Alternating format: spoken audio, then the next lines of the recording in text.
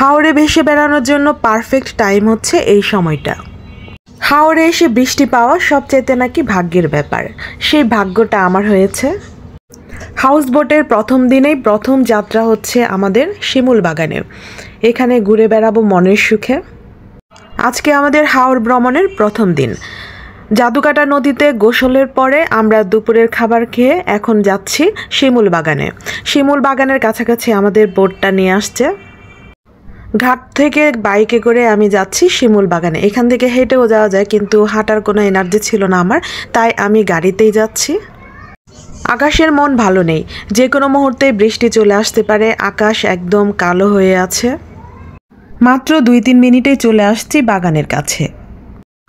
মেঘালয় পাহাড়ের নিচে জাদুকাটা নদীর কিনারে ঘেঁষে গড়ে উঠেছে বিশাল বড় শিমুল বাগান, আলহাজ জয়নাল আবেদিন শিমুল বাগান।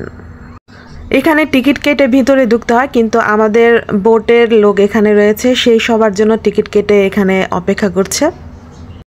শিমুল বাগানে রয়েছে সুন্দর সুন্দর ঘোড়া। এখানে আপনি চাইলে ঘোড়ার পিঠে চড়ে পুরা বাগান ঘুরে আসতে পারবেন। এক চক্কর 50 টাকা, 100 টাকা, 20 টাকা করে করে হাঁক ডাক শুরু করে দিয়েছে এরা।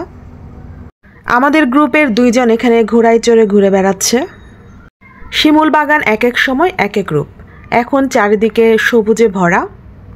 এর আগে শিমুল বাগানে যখন ঘুরতে আসছিলাম তখন ছিল চারপাশে লাল টকটকা মাথার উপর দিয়ে।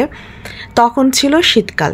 শীতকালে অনেক সুন্দর হয়, আর তখন প্রচুর মানুষ থাকে, এরকম ফাঁকা ফাঁকা চিত্র দেখা যায় না।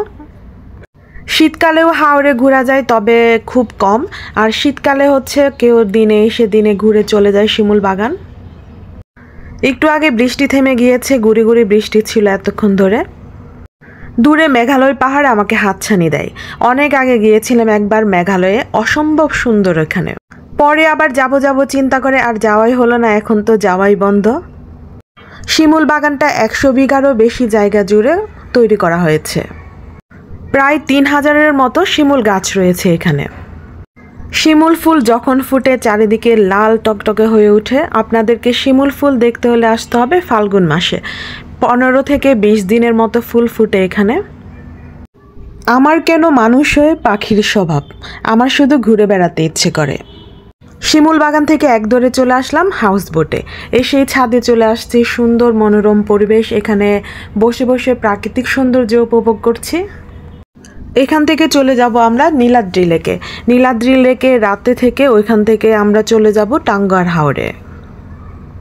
আমরা আছি দ্য হাওর সেল বোটে। অনেক খোঁজাখুঁজির পরে এই হাউস বোটটা আমি সিলেক্ট করেছি। এখানে ছাদের উপরে বিশাল বড় জায়গা রয়েছে, সেই সাথে রয়েছে একটি সুইমিং পুল। যদিও আমি ভুলে গিয়েছিলাম সুইমিং পুলে নেমে একটা ছবি ভিডিও করার জন্য। দূরে পাহাড়ের সাথে মেঘের লুকোচুরি। মেঘ বলল, যাবি? অনেক দূরের গেরুয়া নদী।